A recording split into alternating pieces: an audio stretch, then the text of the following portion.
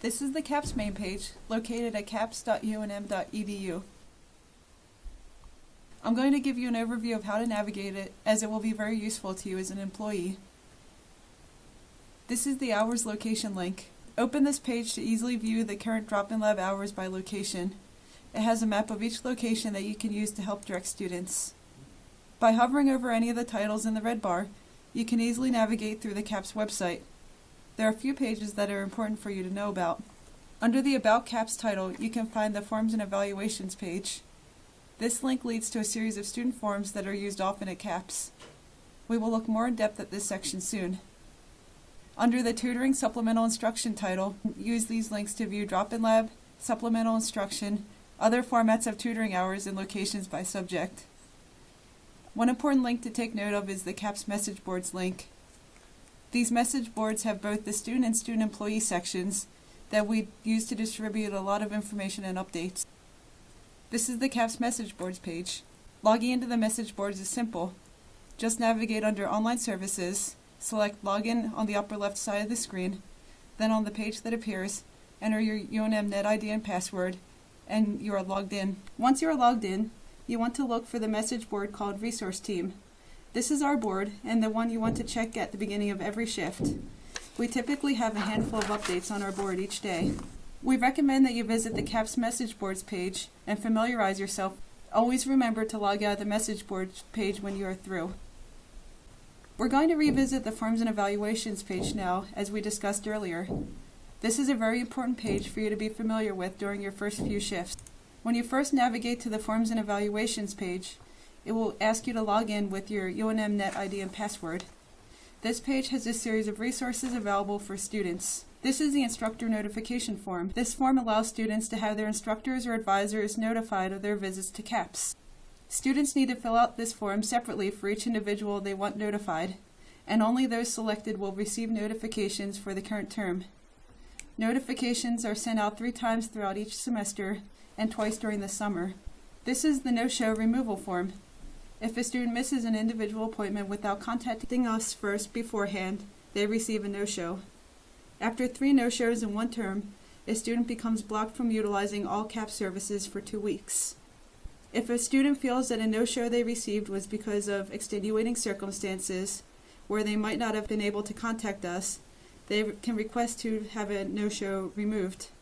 To do this, they fill out this form. This is the tutoring request form.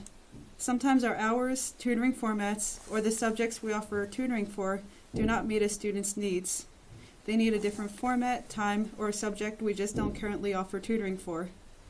When this is the case, students can request the CAPS staff to see if we can meet their needs. Students do this by submitting this form. We cannot guarantee their needs will be met, but the staff will do their best to do so. A fairly new addition to our important pages list is My CAPS. This page is accessible through the link at the bottom of the CAPS homepage, and that's caps.unm.edu. This is a resource page available only to CAPS student employees, and it has a variety of employment-related information and forms. Make sure to become comfortable with the items on this page. You will be using them often. You may also have to help direct other student employees to them throughout the term. In this module, we are briefly going to review 2 of the most commonly utilized forms found in this section: schedule change forms and open and closing checklists. Now you may be wondering what to do in the event that you need your schedule changed. Initially, your work schedule is set for the entire term. That said, the CAPS staff understands that things come up where you may need to adjust your schedule. In those cases, you will utilize the schedule change form to officially request a change of schedule. This form needs to be submitted 14 days in advance. The drop hours form is where you request to drop a shift so that you're not required to come in. You are responsible for arranging another team member to cover your shift if you need to drop a shift. The add hours form is where you would request to add that shift to your schedule. If you're unable to find coverage or have a more immediate need, you can contact your supervisor, but please be sure to do so as soon as possible. Similar to many other things in life, there are certain procedures and checklists to follow. Every day when you open or close a location, you need to complete the opening or closing checklist for that location. We use these checklists to ensure everything at opening and closing is done properly. Some locations have long checklists, and others are much shorter. Just place your, as well as any helper's initials, next to the item on the list to acknowledge it was done. At the end, hit submit, and this gets logged with the staff.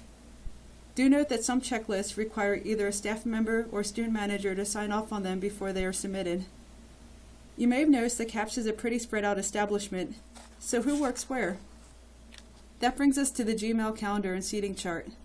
The Gmail calendar acts as a guide primarily for when and where each supplemental instruction session will take place. For each day, it lists all of that day's sessions, where they are occurring, who the SI leader is, and if it is a regular SI session or a test review.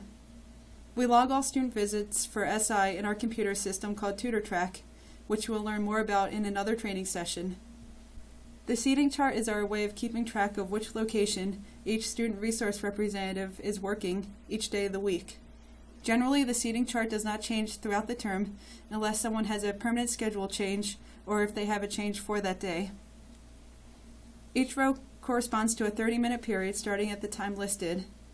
For example, the 8 a.m. row means 8 o'clock to 8:30 a.m., and the 8:30 row corresponds with 8:30 a.m. to 9 o'clock a.m. Each column corresponds to a specific CAPS location or desk. If a cell is pink, it means that there isn't anyone scheduled at that desk during that period. This means, for instance, you may be the only person scheduled at the front desk at a certain time. Find your name on the seating chart to see which location you are working at for that half-hour period.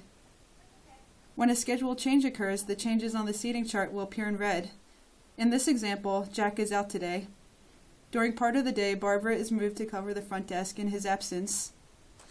The person who is regularly at this desk's name is marked in parentheses, in this case Jack, and the name of the person who is actually working at that desk today is in front of the parentheses. Here we see Barbara. When someone is moved from their regular desk, their name will be in parentheses, meaning they are not working at that desk today, and there will be an arrow pointing to show where they've moved. In this case, the arrow is pointing to Jack. Sometimes we don't have someone to cover a desk. In cases like this, their name is just in parentheses, meaning they regularly work here, but are not here today. In this case, Jack is in parentheses.